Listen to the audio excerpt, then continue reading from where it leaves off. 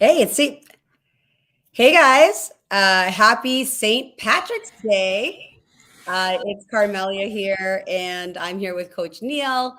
And we wanted to pop in. We were actually having a discussion just before we decided to spontaneously go live. We were getting really juicy on the topic. Do you have unrealistic partner and relationship expectations? So I'm coming from a place, first of all, where as a matchmaker, every time somebody is thinking of working with me or wanting to work with me, they sometimes have this massive list of the kind of person they're looking for. They know exactly who they want. And sometimes they don't. But for those who know what they're looking for and they're coming to me like ordering food off a menu and they've got the ingredients on the pizza and they're like, all right, pizza maker, like make this pizza, give me this person. And a lot of times the ingredients on there, I'm thinking, okay, like, should you be ordering those ingredients? Neil, welcome to this conversation. And please just give a quick intro for my audience who may or may not be familiar with you. Neil will be a familiar face. So welcome everyone. Happy, I was going to say Thanksgiving. Happy St. Patrick's Day. I hope you're drinking green beer and you're enjoying yourself. Neil, welcome. Thanks for having me. I feel like I'm cheating you. I'm not wearing a green shirt, but I could change and put a green shirt on. This is gray. It might be reflecting green. It's gray. So no, I'm saying I'm not wearing green. I feel like I'm cheating. Got it. Yeah, but, me neither. Anyway, what do you think about this topic of unrealistic expectations? What comes to mind? Yeah, I think that part of we talk about win-win in business, and in business, if for both people to win, someone has to give. We both have to give, right? Like the idea that you can get everything you want is just not realistic in a business transaction. But ironically, in the relationship space, someone comes to you and says, "Hey, I need the perfect partner." But are they the perfect partner, number one? And then number two, does that perfect person exist? Or are you willing to budge and really have realistic expectations? Because many of the things on your list, Carm, that some of the clients want, they're all physical attributes as opposed to the type of person they want. So I just advise that, especially to the men, instead of objectifying the woman that you want, she has to be this tall, weigh this much, this age, this race. You want to have the type of person, the quality of person that you're looking to match with.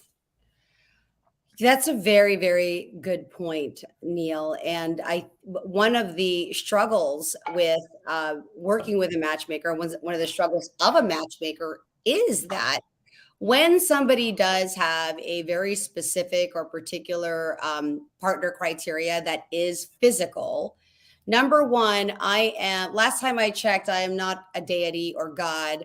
I do not, control body shape, body size, body image. And, when you're trying, it's what I'm saying is it's challenging enough for people to find a partner that carries a majority of traits and shares similar values. And then you add on to that, and they have to look like this, right? And they must be, 6'1", has to be, because I can't date anybody who's under 6'1". It's just not possible. I won't even find them attractive. And these are things that are real for people. And that's the thing. If you're one of those people that truly, truly believes that you cannot have a romantic, intimate, intelligent, sexually, passionate relationship with someone because they do not have this certain physical trait, it's something to look at. I'm not going to make people wrong, Neil, for their choices. I want people to be aware you're entitled to your choices. You are entitled to, wanting to have certain things. But the topic here is it unrealistic? And is it helping you or hurting you to have such specific, traits? I just want to say, shout out, hi, Javi. Oh my gosh, I have friends here.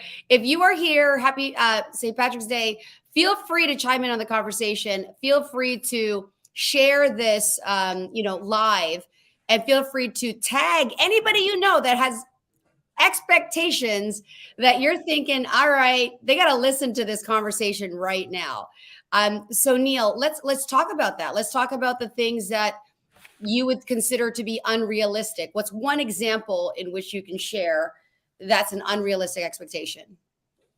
Well, there is no one example that's unrealistic. So, for example, um, if women are looking for a man who's a certain height, that's realistic. If they're looking for a man who's a certain physique, he's got six pack abs, that's realistic. If he's got to make over six figures, that's realistic. If he has to have, if he's got to be a lighter complexion or darker complexion, it's realistic.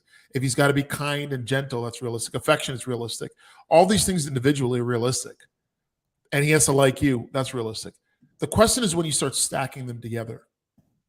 So if you have a few things that are realistic, that's fine. But when you demand that he's all of these things or she is all of these things, that's where you start to run into problems because nobody's perfect. And then you want that person to have all these physical attributes and financial attributes, and then also like you, and then be loyal and be faithful and be single.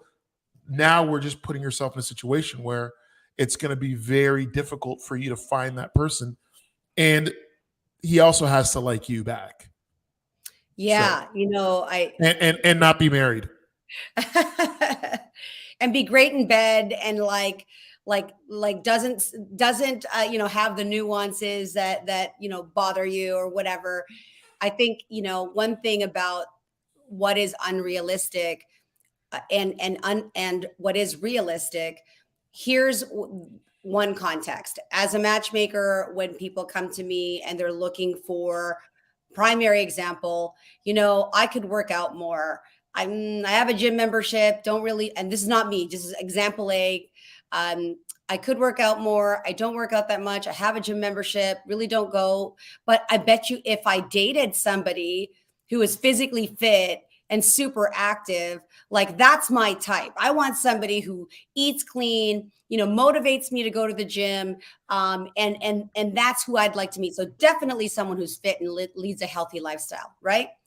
And now it's not that it's unrealistic, but when you are looking for a partner because you want that partner's traits to rub off on you, or you're shy, I want somebody who's outgoing because you know what? I could use a little kick in the pants and have more of a social life, and it'd be fun to like have friends when I'm a little bit more, introverted. And you're now seeking a partner because you come from lack or you want to improve or better yourself. The question is, does that partner want you? What would be the first choice of a person who's healthy, fit, living already in that lifestyle? Like, how realistic is it for you to expect or think that healthy person or that fit person who's already authentically living a fit lifestyle is going to be motivated to, wake your butt out of bed to go to the gym? What do you think about that, Neil? Yeah. So, it's funny. There's a saying in business that says, if you take a look at your five closest friends, you're kind of a combination of the five. But the goal is to level up, so that way Mhm. you have to get to that next level. So basically, find five friends who are at a higher level than you to raise your level.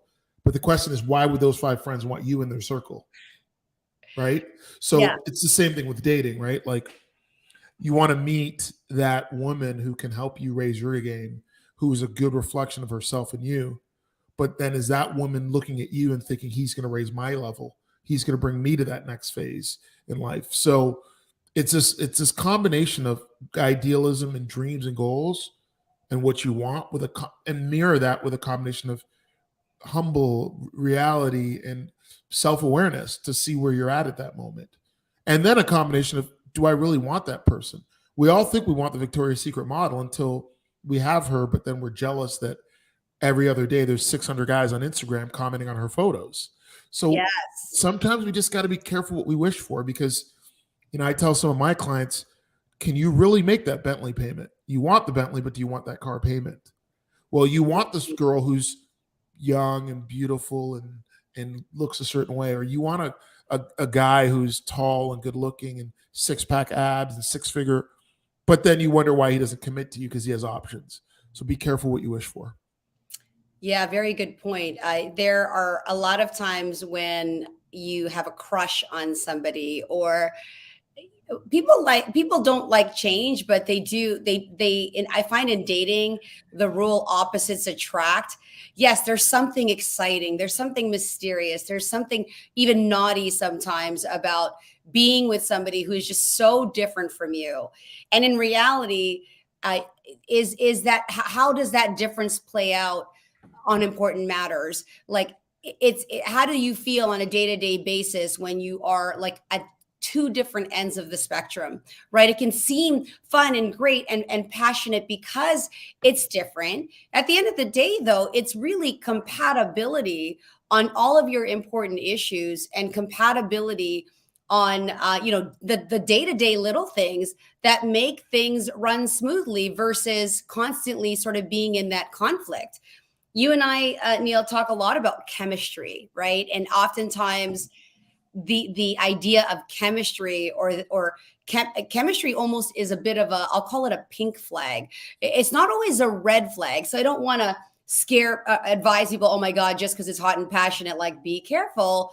However, a lot of relationships that start off with this intense passion and unexplainable like desire, it fades as fast as it lit up, right? Because there was no substance or basis to that. In fact, chemically, your brain and body think differently. Your motivations are different. It's kind of like being on drugs or feeling intoxicated. The feeling of love for someone, and I've been there, it is intoxicating. That's why it's so addictive to some people, and you want that. The challenge with that is if you have that expectation on date one that you are not going to date somebody unless you have these butterflies in your stomach and intense passion, and I just didn't feel it, it just didn't click. I'm sorry, I have to say that most long-term partnered couples that you can talk to that are 70 years old, that are 80 years old, married 50, 40 years, they grew into that relationship. They fell in love from friendship. They had a basis of compatibility and respect and really knowing each other. And then your sex intensifies. And then that bond is unshakable through the ups and downs of, moodiness and I guess, PMS and every other kind of physical ailment that you can have, because it was built on a strong foundation. What do you think about that, Coach? Especially with your experience with personalities and knowing what you know about people's birthdays and their behaviors. I feel like you've got an incredible edge with in the dating space as a result of kind of having this, a special ability. What do you think about the passionate start, and what's your coaching for those people who are looking for that? So here's my first advice. And I know, Carm, you're a celebrity matchmaker, but I would actually challenge you to maybe retitle yourself, instead of celebrity matchmaker, you should be celebrity dating advisor. Oh, Because here's the thing. Yeah, you can provide matches, but I think what you can also do, and what I do with my clients, is I just advise them of what they have currently, who they are. So if someone comes to you and says, hey, find me a match, great. You can find them 5 matches, but once they have those 5 matches, that's where you actually do your best work, is it letting them understand what they really have in front of them. And I bring that up to say that when it comes to chemistry, chemicals, emotion, and it comes to logic, as humans, we don't really have the best ability to judge other people with regards to ourselves, right? So the person that is the perfect match for you, emotionally, chemistry, passion, may not be the right long-term match for you, like you mentioned before, Carm, with regards to, understanding, respect, and logistics. So I think it's important that people, whether they've hired you or not, or hired me, they just have somebody in their life that can say, look, Joe, you have a good girl here. She may not be, this height, or she may not be this exact thing you want in every area, but she's really good in this area, that area. Or it allows you to get an outside perspective on what you do have. And I tell people, it's easy to get married. Elvis can marry you, and a marriage license is $50. but divorce is 350 an hour and could cost you 50 grand. What if it was the opposite? What if you invested highly in, a matchmaker slash advisor, Carm or Coach Neil, to help you to understand what you have in front of you and what to do moving forward, as opposed to falling in love and then 3 years later you're now spending out the nose to untangle these webs that you're into. Yeah, that's an extremely great point, and why so many of my clients who have invested and do invest in this process for themselves, because they already do understand and appreciate what it takes and the time it takes to truly get to know someone. It might take, how many times do you hear stories of people who, after 6 months of dating, or dating bliss, even marital bliss for a certain amount of time, it's that one thing or something like came up that they didn't talk about, and it was a very important topic, and all of a sudden they just can't agree, whether it was a parenting choice, a career move, something substantial, because they didn't invest the time in knowing who that person was. So to your point, that discovery process, and nowadays with people's busy lives, I had one client, recent client inquiry, share, I was thinking of doing matchmaking because I know, like, I really wanted to have a child like yesterday. And the amount of time that it's going to take me to figure this person out and to see if we're compatible is going to be too long. Then I'm going to have to, delay having children and all of that stuff. I'd rather know upfront through, what you can assess and through what people share with you. And that's what dating apps try to do. That's what all, online dating apps do. Fill in your information, tell me what you want, tell me who you are, and and then we'll make those connections. What's the biggest challenge with that, Neil? I'm sure you have a lot to say about somebody going on an app. First thing is, tell me who you are and what you're all about. Boom, boom, boom, boom, boom. Guess what? You often don't know who you actually are. And the biggest thing is your view of your own self. Your perception of your own self could be so different than your perception in reality, who you are to others. Like, I cannot tell you how many times people self-describe or challenge themselves with self-description. And then when you meet them, you're wondering, like, is this the same person who filled out this application? Then who you are can be so different when you add a human being in front of you. The minute you add this dynamic, this sexual tension, this chemistry, some people go completely off the rails, right? And some people they level up. Like, who are you going to be inside of a relationship? Who are you on your own? And who are you in a relationship? And who are you in a relationship with with different people? Because Neil, as you know, given that you are coaching me, and you've coached me on my personal relationships, my familial relationships. How I am with my son Brandon is different than how I am with my daughter Nelia, my daughter Michaela, my mother Lucy, my brother Carl. It's crazy. It's like I have 9 different personalities. So it's so, so important that you do that work, right? Yeah, I think, remember, as professionals, we're objective. So when we look at clients, we're not emotionally involved. We're not in love. We don't love you unconditionally. We do our job. We're professional. So it's really simple for us to look at a guy and say, hey, Joe, you have 3 women in front of you. Here are the pros and cons of each, because it's just subjective. The problem is when you try to do that on your own is there's love. Love blinds you. There's attraction. Ooh, that guy's hot, or ooh, that girl's hot. Or she's not really my type, but you miss out on the fact that she checks every other box, right? So what we can do, Carm, and what you do in your matchmaking advisory business, and what I do as a coach, is I just say, look what you have. Let's take inventory of who they are, but let's also take inventory of who you are. And I actually pair it back to personalities and assessments. I give all my clients a personality assessment, 2 quizzes where I don't tell me who you are. Let me find out who you are with my own objective psychological assessment of you. And then I can help guide you without your input.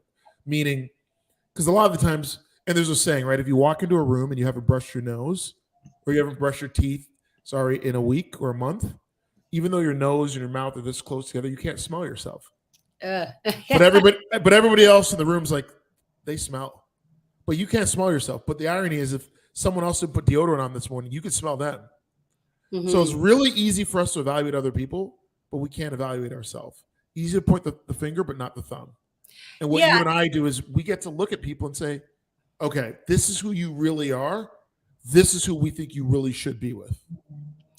it, and that's the point of sometimes you're not even aware that you have an unrealistic expectation because your view of yourself is that you deserve that or you need that or you want that, you have to have that. And my coaching or advisement advice on that is to look at where is that coming from. Why do you have the specific need, in your opinion, to have this trait with that in a partner? Where do you, where is that, where's the use case for it, right? Like, how is that going to impact your life when you wake up during moments of crisis? Like, what are the skills that you have and personality traits that you bring to the table? There's a gentleman on LinkedIn, Krenal, hope I pronounced that correctly.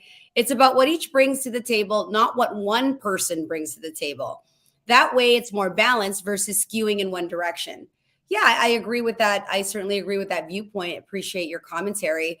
It's a lot of times we people have that. Again, we do the empty cup scenario, or even like the empty table. It's missing the fork, the knife, the napkin, and they literally want that to happen with their partner. Another thing that I would say with respect to unrealistic expectations, things, Neil, can you elaborate on what you share regarding what God or God, the universe, the planet has already provided, like things like looks, things that someone cannot control? What was your commentary on that? Yeah. So what I tell gentlemen when they go on dates with women is compliment them on things that they have control over. Don't compliment them on things they don't have control over. For example, her height. She didn't pick how tall she is. Okay. If she's beautiful or not beautiful, she didn't control that. Right. That's a lot of that is God given. How old she is, that's God given. You were born at this day. But comment on her sense of fashion. Oh wow, I love that lipstick you're wearing. I love that your nails, they look great. Compliment her on her work ethic. Compliment her on her degrees, her education. She worked for that. Compliment her on her taking care of herself physically. Is she working out? Is she eating clean? Is she a good person? These are things within her control. Well, the same thing when you're looking to be matched. Don't judge someone based on things that are out of their control, because it's not within their control. The partner should be someone that you match with based on things that they can control. Therefore, they can also work on and improve. If they don't look like Gisele Bündchen, well, they can't change that. If they're not 6'7" and look like, the late Kobe Bryant or LeBron James, well, they can't control that. But they can control whether or not they're going to the gym every day. They can control whether they're working on their mental health and they're staying healthy. They're getting exercise. They can control the fact that they're positive, good attitude, they're supportive, they're kind, they're caring.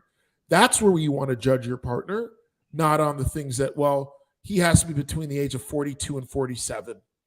He has to be dark skinned or light skinned. He has to be, yeah, that stuff to me, you're setting yourself up for failure. Yeah, I mean, I think that number one, uh, we a lot of people are challenged with looking at themselves in the mirror, right? We're so quick to ask for things, and we're so quick to, make demands or want all of these things without really assessing, is this person, am I worthy of this person, right? Is this person worthy of me? Like, what again, that the whole table analogy, bringing someone to the table is so important, right? What are your traits? What are you looking for? And do they really matter in the end? I think that the PPA evaluation that you provide, and if you're curious about that, guys, you can go to my website, carmeliaray.com. There is in the navigation bar, PPA evaluation. You can go to coachneilmason.com. Either way, you're going to get information on how you can have your a deeper understanding of your personality traits, including is sexual blueprint in that, by the way, Neil? I'm not sure. Yep. Can you quickly maybe just touch base on the sexual blueprint as well? Because I think that that's an important part of expectations, because guess what? It also falls true that people will ask me for certain sexual style, and guess what?